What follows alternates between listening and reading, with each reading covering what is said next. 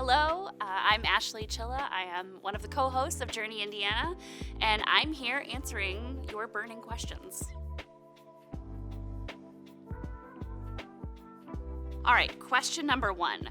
What is your favorite thing about working on Journey Indiana? We've been doing this for almost 7 years now, so I have a lot of things that I'm really excited about and that I love doing with the show. But, I've lived in Indiana for most of my life, on and off. This is the place that I've lived longest, and I am continually surprised about the places that we discover on this show, things that I would have never known existed.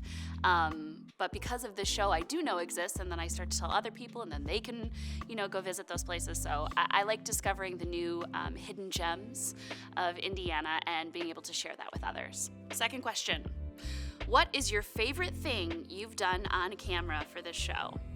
I have 2 answers for this. So the first one is going to Mesker Park Zoo in Evansville. We got to feed some of the animals there. So I got to feed a giraffe some heads of lettuce, and the giraffe was, in my face as well. Is that good? That's a resounding yes. It's definitely the closest I've ever been to a giraffe for the longest amount of time. So that was a lot of fun.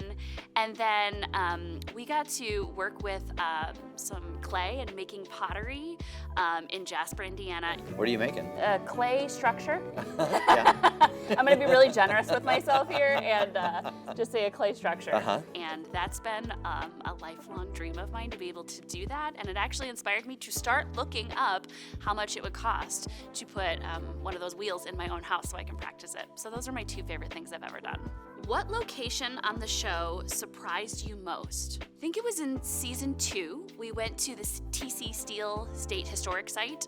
And again, a place I didn't know existed, though it's less than a half hour from the home that I live in right now.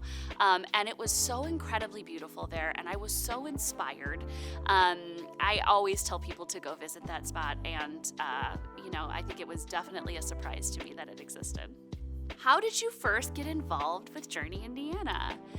So my husband actually works, he worked for the radio for a long time here. Now he works for both TV and radio.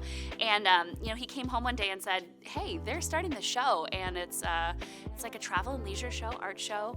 And I think, you'd be really good for it. They're looking for some co-hosts. So I applied and got brought back in. And then I saw during the callbacks that Brandon was also auditioning for the show. And Brandon and I, we've talked about this a lot. We've known each other for a very long time, almost 20 years. And so when I saw him and we did our callback together, it was like, everything connected, everything clicked, and it made sense. And so I'm so glad that I get to do this show with him because we have known each other for so long. And I'm, very happy to be a part of the show in general. You're a theater actress. I am. What is your favorite role you've played or production you've taken part in? This is like asking who are your favorite children. So I think I counted once. I've been in over or connected with over 100 productions, probably more than that, at this point in my life. And so it's really hard to pick some. But if I had to, I'm going to pick 3. If I had to pick, my favorite shows. I was in a production of Sense and Sensibility where I played Marianne, and that was maybe the most fun I've ever had in a show, the easiest it's ever felt to be in a production before.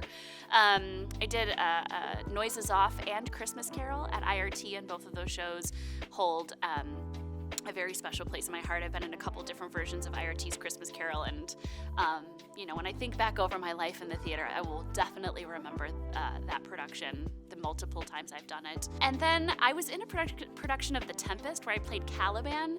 That was definitely the most challenging role that I've ever taken on.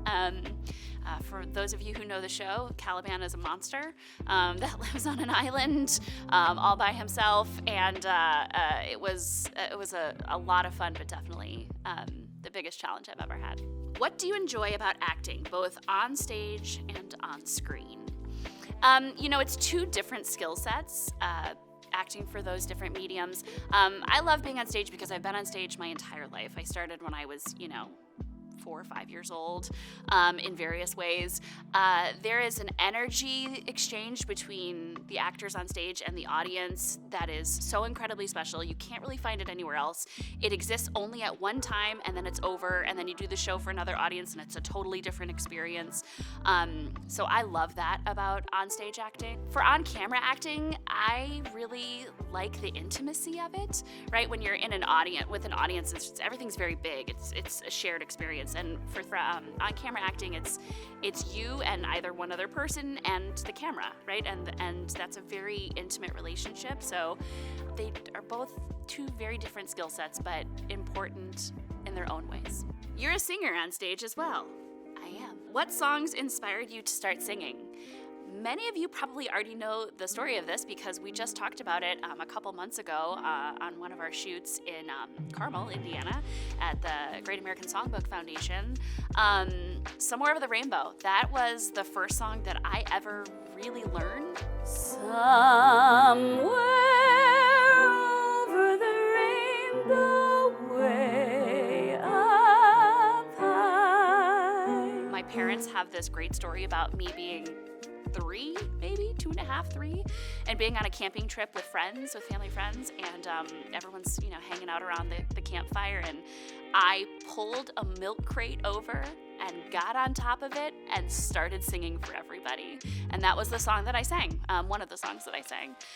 So that was such a moment of inspiration for me, and that song in general just really continues to hold a very special place in my life. What is your favorite place to visit in Indiana? This is another hard question because there have been so many amazing places that we visited with this show, but also that I have memories with my family and my friends and my children. But I think Lake Michigan, right off of Northwest Indiana, is one of my favorite places to go. We visited, with the show a couple times in various ways. That's where I grew up. I grew up in Highland, Indiana, which is about 35 minutes from the shore. And it's such a beautiful space. I don't think a lot of people associate Indiana with a beachfront, but it certainly can. I spent there a lot of time there as a child with my friends and my family. So that holds a special place in my heart. What's the greatest misconception about Indiana? That it's flat. I think both culturally and geographically, sometimes people have this misconception that it's flat in Indiana. And yes, we have cornfields, and yes, you can drive in flat land, but there's also a lot of varied geography here that I think people would be surprised about. I'm continually surprised about it when we go on these shoots and I'm in the middle of what feels like a rainforest. And also culturally, there's just so many different kinds of people here in Indiana who do so many different kinds of things. And again, I think if you were maybe looking from the outside in, you wouldn't necessarily, put artistry or cultural diversity sometimes, with Indiana, but those things certainly exist here, and they're important and they're special. Are there any Hoosier traditions that you love or hate? Again, growing up in Northwest Indiana, we have something called Pierogi Fest. And those of you who are from Northwest Indiana or visit for this, you definitely know what it is.